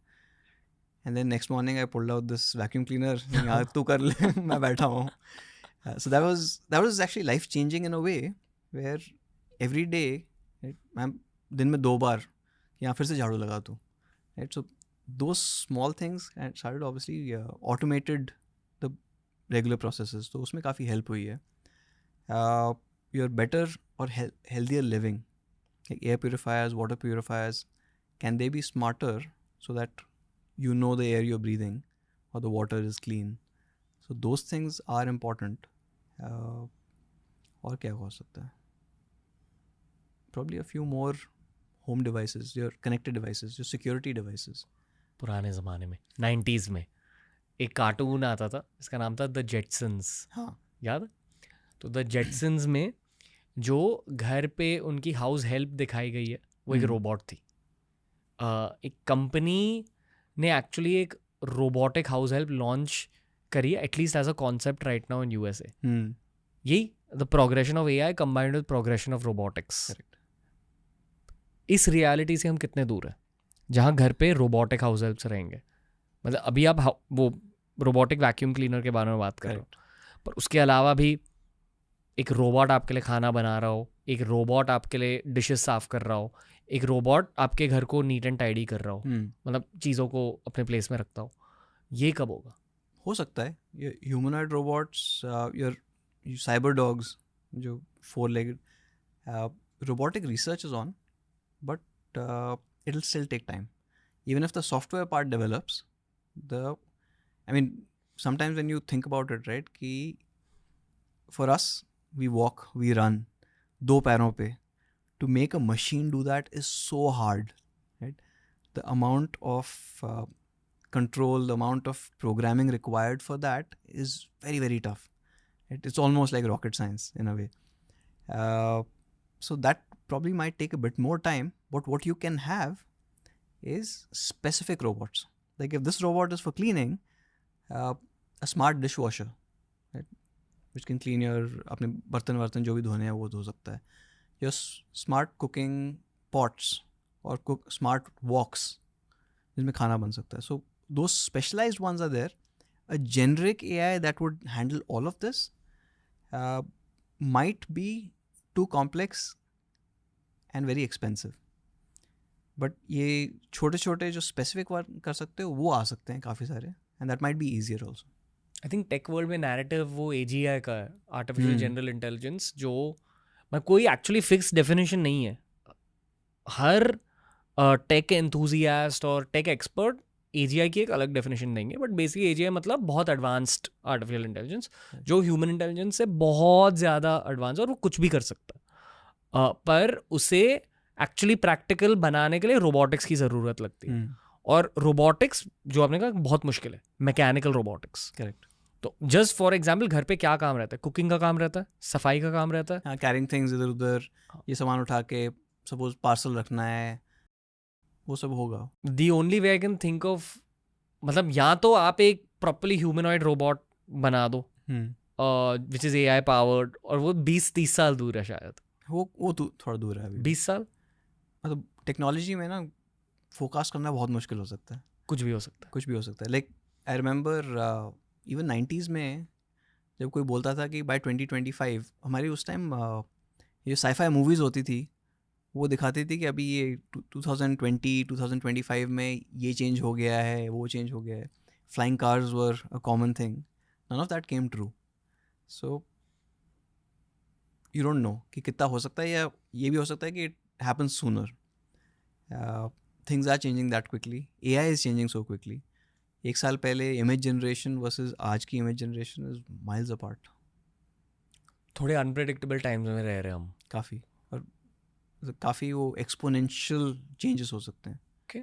एंड जितनी जल्दी आता है ना, उतनी जल्दी अगर समथिंग इज नॉट यूजफुल, वो इतनी जल्दी ख़त्म भी हो जाएगा। तो एक टेक कंपनी की मेंटालिटी क्या रहती है ऐसे टाइम्स में जहाँ इतने सारे चेंजेस हो रहे हैं? आप 3 साल के प्लान्स नहीं बना सकते। आप ये अगले 3 महीने का, 6 महीने का, 1 साल और उसके आगे कॉन्सेप्ट बना सकते हो। बट अगर जैसे आप ट्रेडिशनल कंपनीज़ है ना आपकी, अगर FMCG कंपनीज़ ले लो, people who are selling soft drinks और सोप्स, उनको पता है कि भारत में 130 करोड़ लोग हैं, इतने लोग सोप ले रहे हैं आज, इफ़ वी रीच इतने सारे और विलेजेस में चले जाएंगे, इतने सोप और बिक जाएंगे, 2 साल में, 3 साल में हमें इतने ट्रक लगाने पड़ेंगे and can be scaled. In technology 3 साल में कंपनी ख़त्म हो सकती है if you don't change. Hero to zero. हाँ, तो it is that quick. Actually bankrupt भी हो सकता है कंपनीज 3 साल के हो अंदर। सकती है। आप like you take 2-3 bad calls, कहीं भी कुछ भी हो सकता है। डिपेंड्स ऑन ऑब्वियसली कितना कैश है, बट आपका पोस्ट क्या है? आप CMO हो CM और प्रोडक्ट हेड हो। आप कभी अपने फाउंडर से मिलो, उनके दिमाग में टेंशन रहती है या होप रहता है? I would say annoyingly optimistic, like to a point. So काफ़ी मीटिंग्स की हैं पहले भी, जब मैंने ज्वाइन किया था तब भी जाके हमारे जो मेन फाउंडर हैं मिस्टर लेजून, उनके साथ बैठ के काफ़ी बात की थी, कोई 4-4 घंटा की meeting, and it was infectious. And छोटी सी छोटी चीज़, जैसे हम उस टाइम एक बात कर रहे थे कि क्या हम फ़ोन के स्क्रीन के अंदर फिंगरप्रिंट डाल सकते हैं। Now it is common, but उस time it wasn't. And he spent I think almost 30-40 minutes कि कैसे कर सकते हैं, कहाँ पे नहीं हो सकता, कितनी कॉस्ट आएगी उसकी, एंड कहाँ पे इट विल मेक सेंस, कहाँ पे it will not make sense. So that excitement about technology has to be there, and that I think is deep rooted ऊपर से लेकर नीचे तक।